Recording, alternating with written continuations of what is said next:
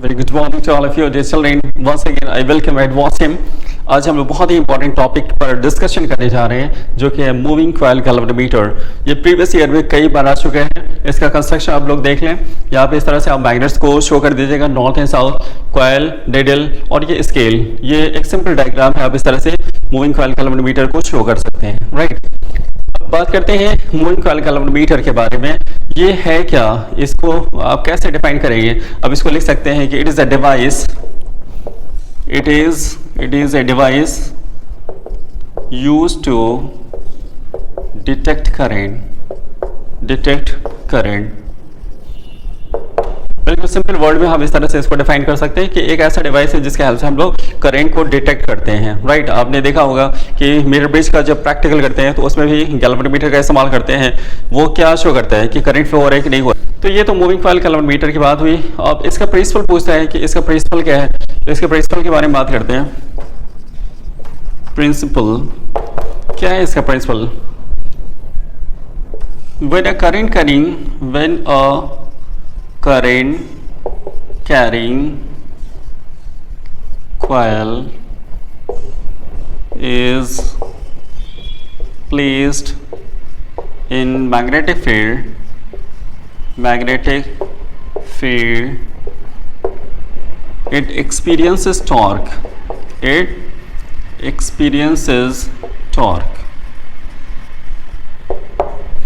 Current carrying coil को जब हम फील्ड में रखते हैं तो वो टॉर्क एक्सपीरियंस करता है। तो ये अब इसको प्रिंसिपल में इस तरह से लिख सकते हैं। वर्किंग पे आते हैं।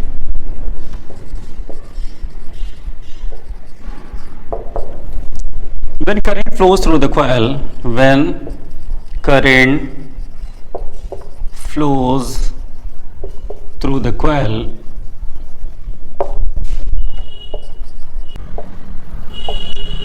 जब कॉइल में करंट फ्लो करता है तो उस पर टॉर्क वर्क करता है। टॉर्क वर्क करेगा, ये जो कॉइल है, जो स्प्रिंग है, वो ट्विस्ट होगा। इस तरह से जब वो घूमेगा तो एक अपोजिट टॉर्क वर्क करते हैं। वो अपोजिट टॉर्क को कहते हैं restoring torque, right. Current flows through the coil, torque acts. Torque कितना लगते हैं उसको हम इस तरह से लिख सकते हैं। टाउ इज इक्वल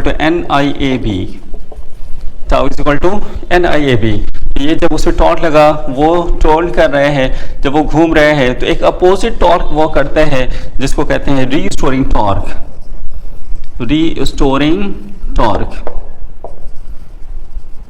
ये रीस्टोरिंग टॉर्क किस पे डिपेंड कर रहा है? वो डिफ्लेक्शन पे। जितना ज्यादा वो टर्न हो रहा है उतना ही रीस्टोरिंग टॉर्क उस पे वर्क कर रहे हैं।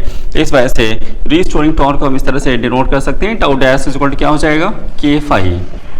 So this restoring torque is directly proportional to deflection, right? तो ये इसको हम इक्वेशन 1 और इसको इक्वेशन नंबर 2 मान ले रहे हैं। इक्विलिब्रियम जब होगा तो दोनों के वैल्यू क्या होंगे? सेम होंगे, राइट। इक्विलिब्रियम में ये दोनों वैल्यू क्या होंगे? इक्वल होंगे। तो हम लिखेंगे NIAB इज इक्वल टू क्या हो जाएगा? K∅, right. I is equal to क्या हो गया? यहाँ इधर भेज दीजिए। सो ये हो जाएगा K∅ upon NAB, right. This is the expression of current. I is equal to K∅ upon NAB। K क्या है? यहाँ पे K ये बहुत ही इंपॉर्टेंट वर्ड है, इसको याद रखें। K क्या है? टॉर्सनल कांस्टेंट इसको कहते हैं। K is torsional constant, right. ये टॉर्सनल कांस्टेंट होता है क्या है? तो आप इसको ऐसे डिफाइन करिएगा। It is restoring torque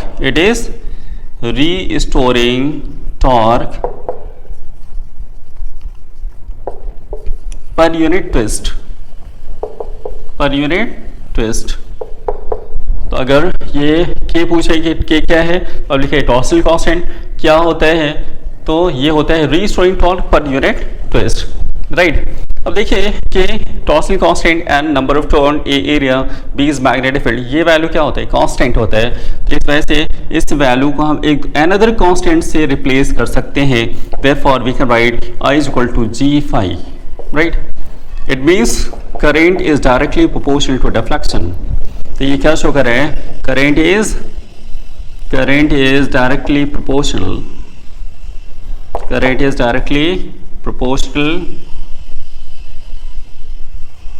to deflection. Current is directly proportional to deflection, right. तो सिलिंड्रिकल सॉफ्ट आयरन कोर का क्या यूज है? जब हम इसमें सॉफ्ट आयरन कोर का इस्तेमाल करते हैं तो ये इसके स्ट्रेंथ को बढ़ा देता है। किसके स्ट्रेंथ को? फील्ड के स्ट्रेंथ को बढ़ा देता है। दूसरी चीज, सिलिंड्रिकल सॉफ्ट आयरन कोर के इस्तेमाल से क्या होता है कि फील्ड जो होता है वो रेडियल होता है। इसमें आप 2 पॉइंट लिख सकते हैं। ये क्या करेगा? Increases the strength of field, increases the strength of field. और दूसरी चीज आप इसमें लिख सकते हैं कि ये जो फील्ड होता है वो क्या करता है? Provides radial field. ये सिलिंड्रिकल जो सॉफ्ट आयरन कोर यूज करते हैं, इसकी वजह से फील्ड कैसा होता है? Radial, gives radial field. आगे आप क्वेश्चन में देखेंगे तो उसमें ये भी पूछा है कि radial field, what is the use of uniform radial field. तो रेडियल फील्ड के बारे में जब आप पूछे तो आप क्या लिखेंगे?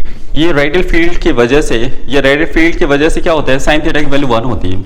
Sign theta is equal to 1, sine theta की वैल्यू 1 होती है। Torque tau is equal to NIAB होता है, राइट। और इसमें जो डिफ्लेक्शन होता है, deflection is directly proportional to current होता है। और ऑल अगर एक लाइन में पूछे तो आप कह सकते हैं it makes the scale linear, it makes the scale linear, it makes the scale linear, right. Uniform radial field के बारे में पूछे कि what is the use of uniform radial field, अब इसको लिखेंगे कि because of this field sine theta is 1, torque is NIAB, deflection is directly proportional to current. ये क्यों हो रहा है? Because of uniform radial field. और एक लाइन में पूछे अब लिखे it makes the scale linear, इसकी वजह से ये स्केल कैसा होता है? लीनियर। इसकी वजह से हम इसको मेजर कर पा रहे हैं। करंट सेंसिटिविटी,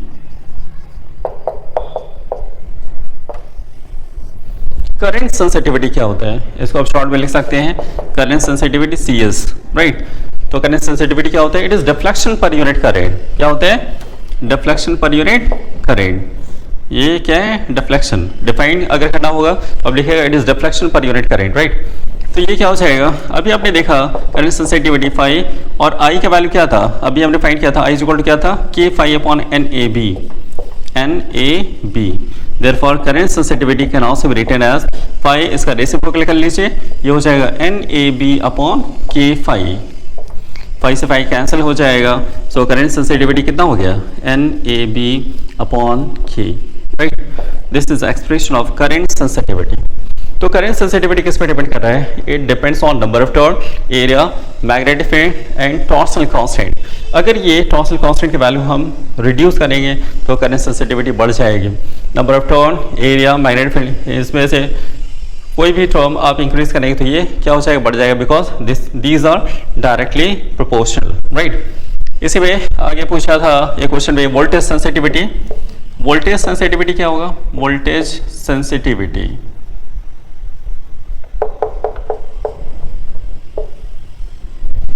वोल्टेज सेंसिटिविटी क्या है? आप इसको लिखिएगा वोल्टेज सेंसिटिविटी VS। ये क्या है? It is deflection per unit voltage. Current sensitivity deflection per unit current, voltage sensitivity deflection per unit voltage. तो ये क्या हो जाएगा? VS इज इक्वल टू ये deflection and V is equal to क्या हो जाता? IR, right. अभी हमने देखा कि करंट का एक्सप्रेशन क्या था? I is equal to K phi upon NAB and this is R। So ये क्या हो जाएगा? वोल्टेज सेंसिटिविटी, ये फाई का लीजिए, इसका रेसिप्रोकल करेंगे, so this is NAB upon K phi R। Phi से फाई कैंसिल हो जाएगा, so this is voltage sensitivity and this is NAB upon KR, right. फर्क देखिए करंट सेंसिटिविटी और वोल्टेज सेंसिटिविटी में क्या डिफरेंस है? इसमें number of turn, area, magnetic field बिल्कुल सेम है, दोनों में सेम है। यहाँ पे टॉर्सनल कांस्टेंट है, यहाँ पे टॉर्सनल कांस्टेंट है, यहाँ पे R नहीं है, ये एक्स्ट्रा टर्म इसमें हमें दिखाई दे रहा है वोल्टेज सेंसिटिविटी में। क्वेश्चन प्रीवियस ईयर में पूछा है कि voltage sensitivity number of turn बढ़ाने से वोल्टेज सेंसिटिविटी नहीं इंक्रीज होगा, जबकि करंट सेंसिटिविटी इंक्रीज हो जाएगा। तो आप इसका आंसर कैसे देंगे? तो आप दोनों का फार्मूला लिखिएगा। फार्मूला लिखने के बाद देखें VS is equal to NAB upon KR। अगर हम नंबर ऑफ टर्न बढ़ा रहे हैं, डबल कर रहे हैं, सपोज नंबर ऑफ टर्न अगर हम डबल करें तो फिर रेजिस्टेंस भी तो डबल हो जाएगा। तो नंबर ऑफ टर्न बढ़ाने पे ये रेजिस्टेंस भी डबल हो गया, इस वजह से 2 से 2 कैंसिल हो जाता है और वोल्टेज सेंसिटिविटी पे कोई इफेक्ट नहीं होता है। जबकि अगर हम नंबर ऑफ टर्न यहाँ बढ़ाएंगे तो करंट सेंसिटिविटी बढ़ जाएगी, क्योंकि इसको कैंसिल करने वाला कोई ऐसा टर्म नहीं है। तो इसका आंसर आप ऐसे ही दीजिएगा। Understood?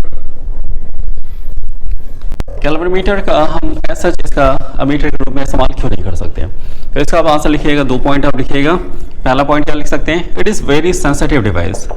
It is very sensitive device. दूसरा क्या लिख सकते हैं? It has large resistance. It has large resistance.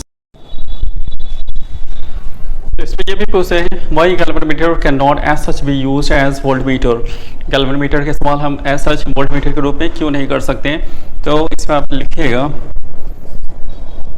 Voltmeter का इस्तेमाल जब हम करते हैं तो अब उसका कॉम्बिनेशन आप जानते हैं कैसे हम उसको कनेक्ट करते हैं, पैरेलल में। तो ये क्या होना चाहिए? It must be connected in parallel. It must be connected in parallel. दूसरा पॉइंट आप लिख सकते हैं, it must have very high resistance.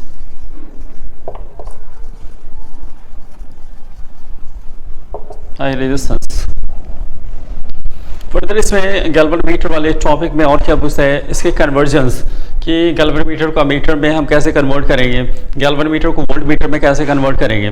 तो ये जो पॉइंट आप लिख रहे हैं इसी से आपको दिमाग में रखना है कि जब हम गैल्वेनोमीटर को मीटर बनाना चाह रहे हैं तो हमें रेजिस्टेंस को क्या करना है? रेजिस्टेंस को कम करना है। तो रेजिस्टेंस हम कैसे कम कर सकते हैं? तो इस टॉपिक में आते हैं कन्वर्जन।